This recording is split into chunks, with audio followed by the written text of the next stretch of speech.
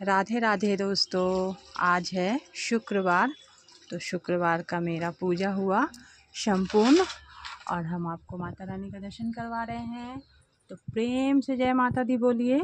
और कल है पाप मोचनी एकादशी का स्नान, मतलब कि नहा खा।